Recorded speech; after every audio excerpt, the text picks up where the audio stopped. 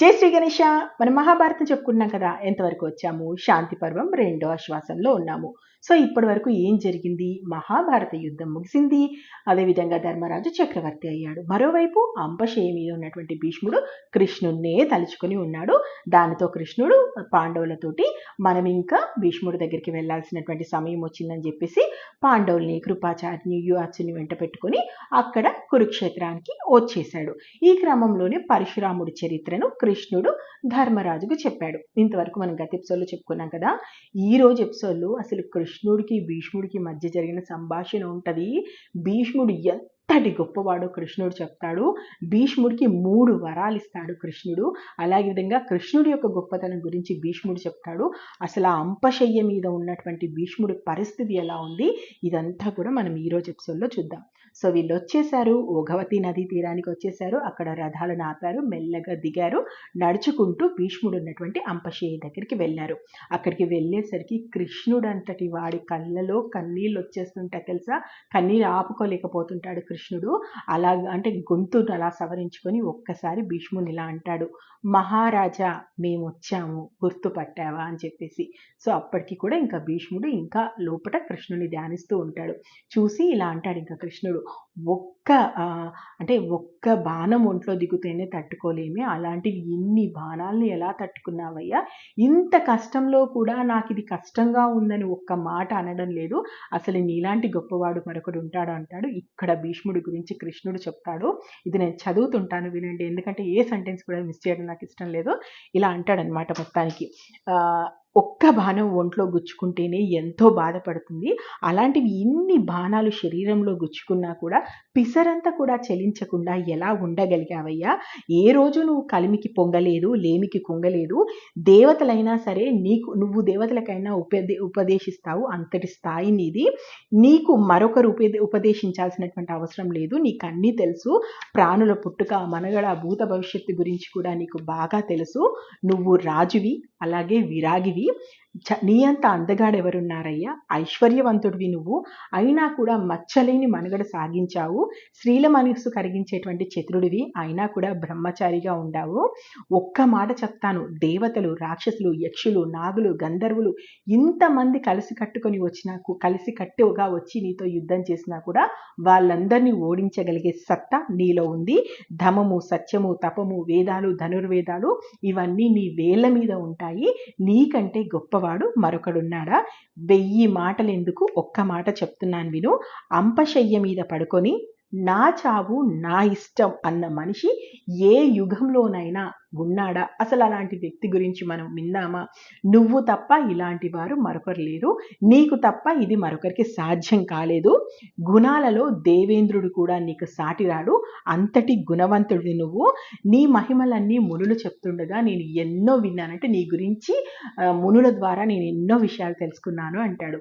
ఆ మాట అనగానే మెల్లగా భీష్ముడు చిన్న నవ్వు నవ్వుతూ ఇలా అంటాడు, కృష్ణ, నీ మాటలు విన్న తర్వాత నా మనసుకు చాలా సంతోషంగా ఉంది. యోగేశ్వర, లోకాలన్నిటికీ కర్తవు నువ్వే ఆశ్రితుల యొక్క ఘోరమైన కష్టాలు తీర్చేవాడివి. అసలు ప్రభు, నీకు తెలియనిదట్టు ఏమైనా ఉందా? ఈ లోకాలు పాలించే లోక రక్షకుడివి నువ్వు చెప్తుంటే నీ మాటలు నాకు అమృతంలా అనిపిస్తున్నాయ్యా. తపస్వరూపుడివి నువ్వు, నీ గురించి ఏం చెప్పను అంటాడు. అలా అనగానే వెంటనే కృష్ణుడు కాస్త భీష్ముడి దగ్గరికి జరిగి భీష్ముడి మీద చెయ్యి వేసి మెల్లగా ఇలా అంటాడు, భీష్మ, నా మీద నీకు ఎంత నమ్మకమయ్యా, నా మీద నీకు ఎంత భక్తి. అందుకనే నీ మనస్సులో నేనున్నాను, గుర్తుంచుకో. భక్తి, సరళమైన నడవడిక ఇవి ఉన్న వ్యక్తి మనస్సులో నేనుంటాను. అందుకే నీ మనస్సులో నా దివ్య రూపాన్ని ప్రతిష్ఠించాను. బ్రహ్మానందాన్ని నీకు కలుగజేస్తున్నాను. సంతోషంగా ఉండు అనేసి ఇంకిలా అంటాడు. భీష్మ, ఇంకో 56 దినాల్లో సూర్యుడు ఉత్తరాయణంలోకి ప్రవేశిస్తాడు, అంటే మకర రాశిలోకి వస్తాడు. అప్పుడు నువ్వు శరీరాన్ని విడిచిపెట్టు. నీ ఇష్ట ప్రకారమే ఇక జన్మ లేకుండా ఉండు. నీకు తెలుసు నీ జన్మ వృత్తాంతము. నువ్వు వసువులలో ఒకడివి. అదిగో పైన వసువులు నీకోసం, అంటే మిగిలిన వసువులు నీ కోసము పుష్పక విమానంలో అంతరిక్షంలో తిరుగుతున్నారు. నువ్వు ఎప్పుడు శరీరాన్ని వదిలిపెట్టి వాళ్ళ దగ్గరికి వస్తావని చూస్తున్నారు.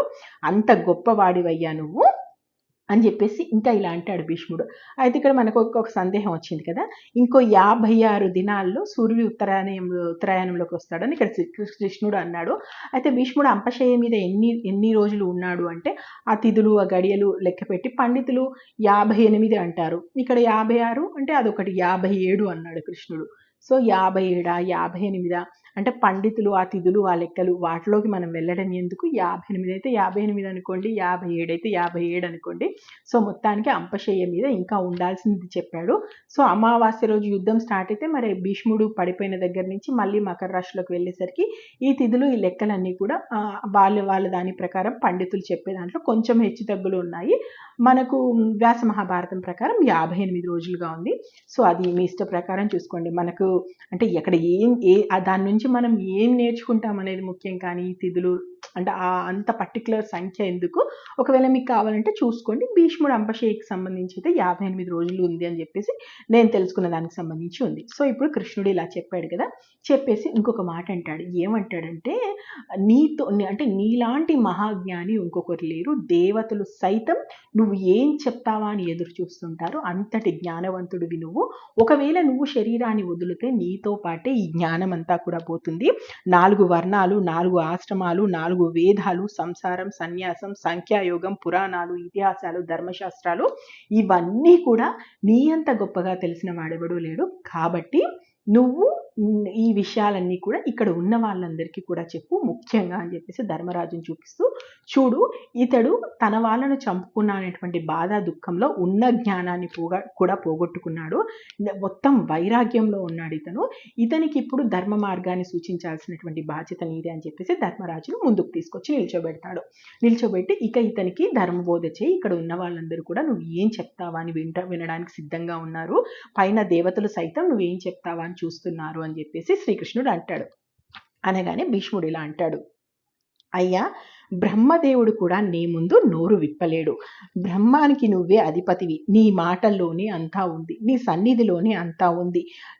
అంటే ఒక గురువు ముందు శిష్యుడు మాట్లాడడం సమంజసమేనా, నువ్వుండగా నేను చెప్పడం ఏంటి, అయినా విషాగ్ని లాంటి ఈ బాణాలు నన్ను దహించేస్తున్నాయి తండ్రి, శరీరము మనసు వశం తప్పిపోయింది, జవాబు చెప్పడానికి శక్తి లేకుండా ఉన్నాను, నేను దుర్బలత్వంతో నా గొంతు కూరకపోతుంది, నాలుక తడబడిపోతుంది, ఎలా మాట్లాడగలను, మాట్లాడడానికి కూడా నాలో శక్తి లేదు, దయచేసి నాపై దయుంచు, నీకంటే గొప్పవాడు మరొకడు లేడు, కాబట్టి ధర్మరాజు తన ధర్మ సందేహాలని నువ్వే తీర్చు కృష్ణ అని చెప్పేసి కృష్ణుడిని అంటాడనమాట భీష్ముడు.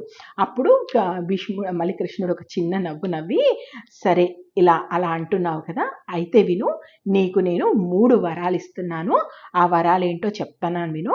బాణాల వల్ల తెలివి తప్పుకోకుండా, బాధ ఆయాసం లేకుండా, అసలు దెబ్బ తగలని వాడిలాగా నువ్వు సుఖంగా ఉంటావు. అంటే ఈ 57 రోజులకు సంబంధించి నీకు దెబ్బ తగలని వాడిలాగా చాలా సుఖంగా ఉంటావు, ఈ బాణాలు ఇవి నిన్ను ఏం చెయ్యలేవు, ఆకలి దాహము నిద్ర ఇవేవి కూడా నిన్ను బాధించదు, నువ్వు పరిపూర్ణ శక్తితో ఉంటావు. 3వ వరం వచ్చేసి, అన్ని ప్రాణుల నడవడిక నీకు తెలిసిపోతుంది, నీ బుద్ధి అంతటా వ్యాపించి ఉంటుంది, అన్ని విషయాలకు సంబంధించినటువంటి దివ్య జ్ఞాన శక్తిని నీకు ఇస్తున్నాను, కాబట్టి ఈ శక్తిని గ్రహించి నువ్వే ధర్మరాజుకు ధర్మ సందేహాలు తీర్చు అంటాడు. ఎందుకంటే ఇక్కడ కృష్ణుడి యొక్క అంతరార్థం ఏంటి, భీష్ముడు చరిత్ర సూర్యచంద్రులు ఉన్న వరకు ఎవరు మరవలేరు, అంత గొప్ప చరిత్ర అతనిది. కానీ ఆయన చెప్పిన మాటలు కూడా అలాగే గుర్తుండిపోవాలి. భీష్ముడు ఎప్పుడూ అందరి మనస్సులో ఆయన మాటలు అలాగే ఉండాలి. కాబట్టి భీష్ముడి గొప్పతనాన్ని, భీష్ముడి యొక్క జ్ఞానాన్ని అందరికీ తెలియజేయడానికి కృష్ణుడు భీష్ముడికి జ్ఞానం ఇచ్చి భీష్ముడు ద్వారా ధర్మరాజుకు చెప్పిస్తాడు. సో ఇలా అనగానే ఎప్పుడైతే ఈ 3 వరాలు ఇస్తాడో, వరాలు ఇవ్వగానే వెంటనే అక్కడ ఒక్కసారిగా దేవతలు దేవదుందువులు మోయిస్తారు, స్వర్గంలో అప్సరసలు నాట్యం చేస్తుంటారు, అక్కడ ఉన్న వాళ్ళందరి మీద పూలవానను కురిపిస్తారు. ఇలా మొత్తం ఇది జరుగుతుండగానే మెల్లగా పొద్దు పొడుస్తుంటుంది, అంటే సూర్యాస్తమయం అవుతుంటుంది. అవగానే వెంటనే పక్కన ఉన్నటువంటి వ్యాస మహర్షి అంటాడు, కృష్ణ ఈ రోజుకు సూర్యాస్తమయం అయింది, కాబట్టి మేము ఈ రోజు వెళ్ళి రేపు మళ్ళీ వస్తాము అని చెప్తాడు. అలా అనగానే కృష్ణుడు కూడా మళ్ళీ భీష్ముడితో అంటాడు, భీష్మ మేము కూడా ఈరోజు వెళ్ళి మళ్ళీ రేపు వస్తాము. మళ్ళీ వచ్చిన తర్వాత ధర్మరాజుకు సంబంధించినటువంటి ధర్మ సందేహాలను తీర్చు అని చెప్పేసి అనగానే కృష్ణుడు, ధర్మరాజు, భీమార్జును, నకుల సహదేవులు, కృపుడు, యువత్సుడు, సంజయుడు వీళ్ళంతా కూడా ప్రదక్షిణ పూర్వకంగా భీష్ముడికి నమస్కారం చేస్తారు. నమస్కారం చేసి అక్కడి నుంచి సెలవు తీసుకుని వాళ్ళు మళ్ళీ హస్తినాపురం వచ్చేస్తారు.